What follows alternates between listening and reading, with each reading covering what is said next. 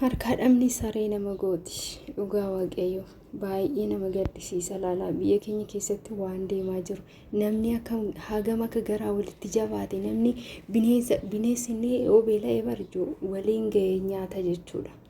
Yuusee wal waama bar bineensi illee yoo beela'ee waa yoo argate kophaan nyaatu. Namni keenya garuu ofiif wal nyaachuu walitti kaata.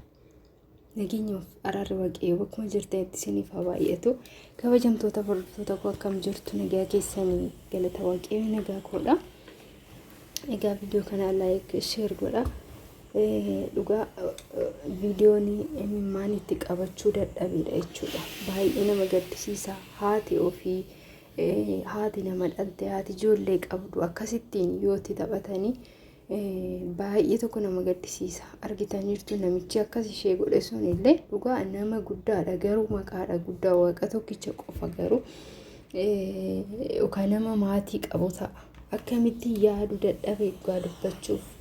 Isheen abbaan manaa ishee daa'ima ishee lama irratti gatee jalaa badee jechuudha. Isheen immoo daa'ima ishee waa nyaachistu dhabdee akka itti daa'imaaf akka itti hojii hojjettee ijoollee ishee jiraachiftu dhabdee ijoollee ishee waa nyaachiftu dhabnaanii dhugaa waaqayyo beelli ijoollee waan wallaalchisnaan waan fuutu dhabnaanii gadi baatee boqqolloo nama mataa lama cabsattee jechuudha. Boqqolloo mataa lama cabsattee hinattee jedhaniini egaa haala nama gaddisiisuun akkasittiin boqqolloo san baachisanii ispoortii hojjisiisan jechuudha. Garuu wanti hunduu sababa qaba. Dhugaa waaqayyo galata waaqayyo gaarummaaf ta'eef jechuudha. Wanti maqaa badaadhaan isheen dhahamte gaarummaaf ta'eef argitanii garuu yeroo tokko waaqayyo sababa qaba.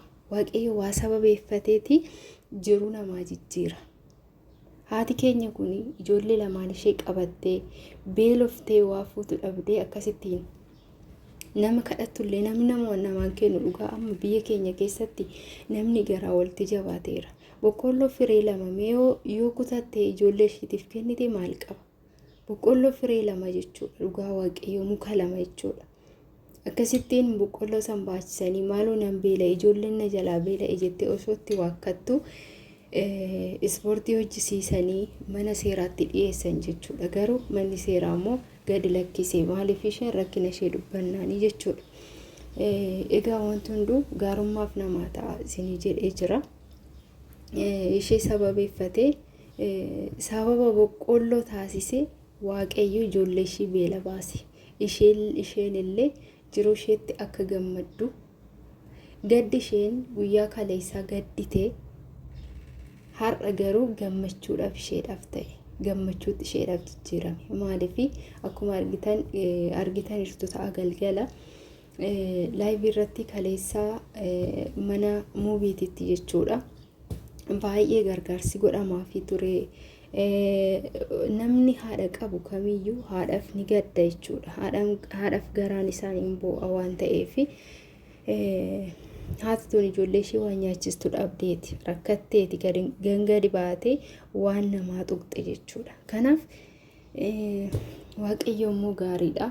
Kara miidiyaatti dhuftee gargaaramteerti gargaarsa argattee jirti. Kana caalaa immoo warri sirriitti nama gargaaran warreen xiqqoo qabeenya qaban haadha keenya kana immoo akka mana nagaatitti illee galchanii ijoollee ishee wajjiniin hojii uummattee gammachuun akka jiraattu abdii qabna. Dhugaa waaqayyo jechuudha. Waaqayyo ishee haa gargaaru.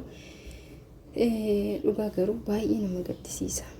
Baay'een gadde dhugaa dubbachuuf akkasittiin yoo akkas godhan ishee laallanii baay'ee nama gaddisiisa. Maaliif namni keenya garaa walitti jabaate maaf bineensa walitti ta'e garuu namni beela wal baasuu dhiisee wal nyaachuu walitti kaata.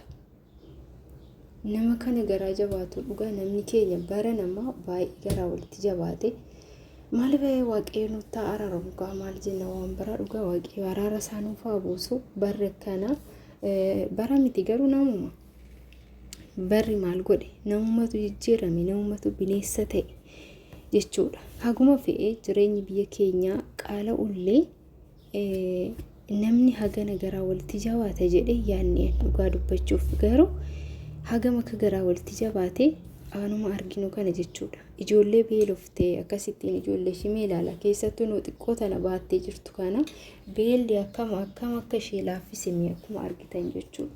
Dhugaa nama gaddisiisti. Haati immoo ofii beeloftee nama nyaachisti, ofii daartee nama xuffisti, ofii dheebottee ilmoo ofii dheebuu baasti, beela baasti jechuudha. Garuu yoo akkanattiin isheen ilmoo ishiitiif jecha kan akkanatti awwaaramtee jechuudha. Garuu gaarummaaf isheedha ta'e. Galata Waaqayyoo. Gaddi boo'ichi kara gammachuutti jijjiirameef qormaanni gaarummaaf yeroo tokko galata Waaqayyoo.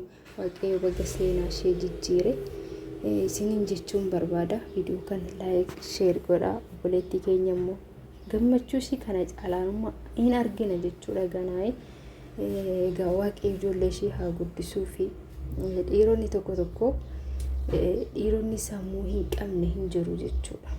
Ilmoo dhalchanii qofa haadha irratti gatanii badu. Hojjedheen jiraachisaa dhiisanii irratti gatanii badu jechuudha. Ajaa'iba dhugaa Waaqayyo kanuma caalaa ishii gargaaree jireenya gammachuu ishee haa jiraachisu isiniin jechuun barbaada. Hundi keessanuu laayik sheer godhaa. Viidiyoo biraatiin walitti deebinaa. Ciao.